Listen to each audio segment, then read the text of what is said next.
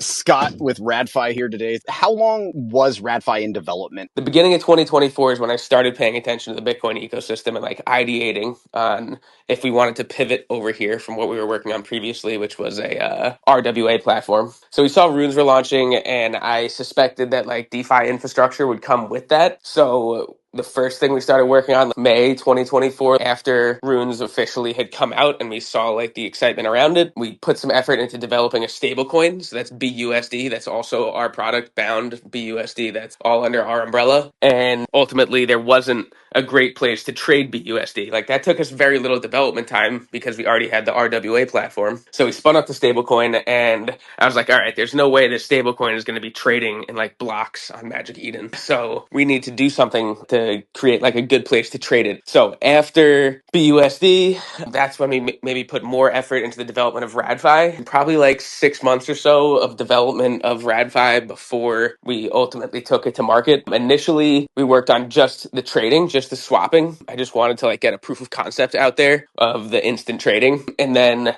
the other huge problem with runes and like just the Bitcoin ecosystem in general was the liquidity profile of like every single token launch, because everybody would just like line up to light their money on fire in exchange for a meme coin, and then that money is like burnt and it's gone forever, and there's no liquidity for your token, and everyone's like confused why the tokens like keep going down, and there's like, because everyone spent all their money on miner fees, there's no like recycled liquidity. So that's where we came up with like the virtual mint idea. It was actually inspired by a debate between Udi and Leonidas, October-ish 2024. That's when we started working on virtual mint. So was there ever any discussion for you guys at all? Is runes really the thing we want to tie this to? We definitely had those discussions. I was the one who had, a bag of Bitcoin puppets pounding the table, Bitcoin ecosystem. But there was some risk, like pivoting our entire company to focus over here. And how big is this market? We had to ask ourselves. And there's a lot of data collection. One of the data points that got me excited and was like, this market definitely exists, was the launch of runes. I mean, over 4,000 BTC was spent on minting runes alone in April when it first launched. What made me feel relatively confident in building here is that it is on Bitcoin. If there's one thing that I know from my time in this space, is that everyone returns to Bitcoin, biggest blockchain in the world, with like the most adoption by far. So, it's so hard to build on Bitcoin that a lot of people just tried and failed, right? We didn't do that, right? We focused on just like staying the course and But delivering on something that people actually want. Nobody has built what we've built yet. Trust the process. We need to build a better user experience, and there needs to be liquidity around these tokens. We are going to be the catalyst that we're hoping for. And we do have a longer term plan to also grow the pie. whoever launched that shitcoin platform then decided they were going to launch their own token and just fucking wrecked the Bro, platform. I got so many DMs about that when it first launched. Like, hey, are you launching your own meme coin? Because if you're going to, like, don't do it. This other project did it and it ruined their platform. Don't do it. Don't do it. Don't launch your own token. I'm like, bros, I am not going to launch and promote my own meme coin. When you have that many people that are excited about your upcoming platform, that they're all DMing you saying, hey man, don't fuck this up, that's a Yeah. very good signal. The first signal that we got, this was the right choice, was a week before launch. We wanted to do a test in production. There's no good testing environment on Bitcoin, so you have to do testing in production. I expected maybe 2 to 3 people to want to participate in the test. And I expected to have to like DM everybody that I like wanted to participate. And instead, we put out like one feeler tweet and tagged our Discord. And we got over 50 people, like individual people signed up. Like no incentives, no complicated points program, no teasing of any sort of airdrop or anything. We got a lot of people to participate, 10 times more than I expected. That was the first signal that we were onto the right thing. And then the second was when we actually launched. And then Leo and Ord.io was promoting us, and all of a sudden our entire website crashed from all the traffic. And we were like, okay, I guess scaling is something that we have to worry about. And maybe we should focus on Oh, scaling oh, now. because you guys are still thinking, judging by Rune's volume, scaling probably isn't going to be a Yeah. big concern at launch, right? Like you guys are Exactly. like, Probably what? not our top priority is optimizing our API calls, because there's like only a handful of people still here at this point. But no, that is not the case. And we've literally been focusing on scaling essentially since we launched. And I felt like we had found like innovative technical solutions to provide the experience that people expected. And other people were going to be behind us on that. Can you just give us a rundown on radFi? One liner is the DeFi experience users expect on Bitcoin layer one. So it's the best place to trade and mint Bitcoin tokens. Now, why would you use it? traditional runes minting or any token minting on Bitcoin, people line up and they take their sats and they chuck them in the mempool, overpaying on gas in order to mint meme coins and just punting money out to miners. So you're lighting money on fire, you get a meme coin, and then it has no liquidity. This is like such a terrible mechanism. We knew the bar was like pretty low for us to cross and like really improve this. So we've made considerable improvements with very few changes to the trust assumptions of the minting process. So on radFi, you still have to give up your sats, but instead of giving them to miners who are just going to keep them and use them for instant profits for their team, you give them to radFi instead. And then radFi says, instead of just keeping user sats and auctioning off meme coins, it would actually make a lot more sense for us as a business to use these sats, to use this Bitcoin that we raise from the runes auction to continue market making the coin and scraping fees on the market making process. So we create a more sustainable casino, essentially, right? If you went to the casino and you lost every single hand, you would not go back to the casino. That's not fun. So we've created something a lot more sustainable and a lot more fun that recycles capital and allows people to continue playing for a lot longer. Still the same free and fair distribution mechanism where it's essentially an auction process where each auction clears every Bitcoin block and there's 4,000 bids per block. It's the same purposefully rate limited distribution mechanism that prevents cabals from like cornering supply and dumping on people. So there's no like bonding curve in the beginning. It's the same free and fair distribution mechanism combined with the liquidity profile of pump funds. And you also get a refund if the mint fails. That like is such a fucking big deal. There's some people that's noticing there's discrepancy in market cap between some runes on radFi and on Magic Eden. Ours is based on our own pools. Yeah. So the pool Okay. pricing is likely different because Magic Eden is going to have like a gap. You know, it's like the bid and ask, it's not even a real order book. So that creates like kind of weird pricing situations. They're pricing it based on their floor. We're pricing it based on the current price that radFi is offering as somebody out in the market offering quotes. We like the arbitrage. Arbitrage is good. One other thing that I want to note is like the trust assumptions of our minting process. When we built this, I thought that might be a big issue for people because they're giving us their BTC and hoping that we honor the auction results. And we're very transparent about that. However, what is not transparent, what I did not know, all other minting platforms happen the same way. Like when you mint on Luminex or Satoshi or any of these other minting platforms, you literally just transfer your BTC to Luminex and hope that they use that to spam the network and mint runes for you and then deliver those runes back to you. It's not even a decentralized process. You can either give your BTC to Luminex and have them just rip through it on miner fees and then give you back the meme coins, or you could give your BTC to radFi, hoping that we use it to market make and send you back the token. So it's like the exact same trust assumptions, except we're using ours to create like sustainable liquidity, and the other platforms are using it to spam the network. Everybody loves the refund thing. Right? That would be like the expectation is like it fails, we keep your money because that's how it works on mainnet. So even giving any sort of refund was like a major step up. And that just felt like common sense. Like why would,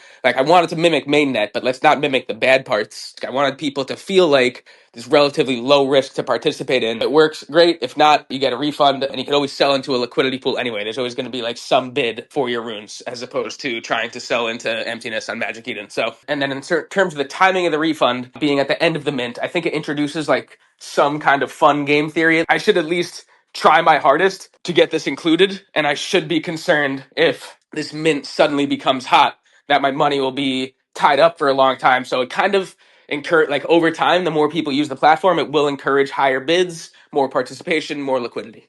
Like, can you talk to us about some of the unique challenges that you guys faced building this platform on, Bitcoin 01? There's very few standards because very few people have been building Bitcoin apps. So every wallet handles stuff differently as well, which is a unique issue we have to deal with as a builder sometimes. Like that's why there's more bugs because there's very few standards in general. Are you guys a fairly small team, like on the development side? The majority of our team is engineers. So we have, I think, 15 total people, 3 founders. We've all been working together for many years. Do you want to talk to us about like the Diamond Hands incentive? Yeah, definitely. And that goes back to encouraging people to participate in the mints. And the incentive to mint and hold and not just dump on people is there's a 1% trading fee on every trade. Of that trading fee. 1/3 comes to my team, radFi. 1/3 goes to the creator of the token, giving them an immediate built-in incentive to shill the crap out of whatever they're doing and stick with it and not just give up because they have long-term passive income if people keep trading. And then the last third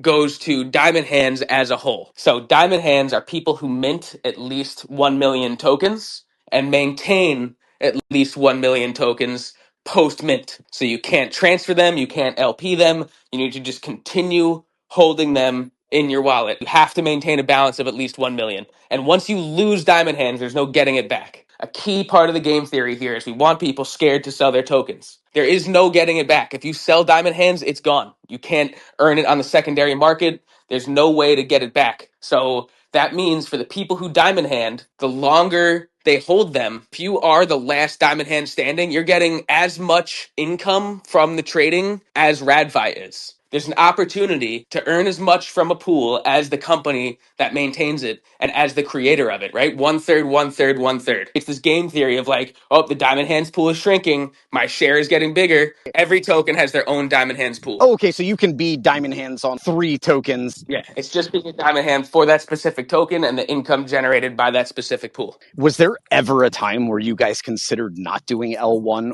Yeah, it was L1 or bust for us. We were not going to go to any of the layer twos. Is there anything that was like a really difficult thing for you guys? The original design of radFi, we did not have the trading wallet architecture. Before we thought of that, it was like, all right, maybe this product is going to suck. You're going to submit a trade. You're going to have to wait for a whole block confirmation to see what amount of tokens you got. And then you're going to have to wait for another whole block confirmation for us to send you the tokens back. And that was definitely just going to be way too slow of an experience. And one of our engineers suggested this idea where we use HTLCs, hash time lock contracts. That's what the trading wallet is. Your keys, your coins. We used HTLCs to process trades much faster because we could be confident the trade would settle eventually. And we could use PSBT. Holy shit, we're going to provide faster Bitcoin. And the first application is using DGen DeFi products. The trading wallet architecture, that challenge that we had to overcome was like, how can we deal with the slowness? This approach could work for payments and stuff. 100%. You're starting to tease out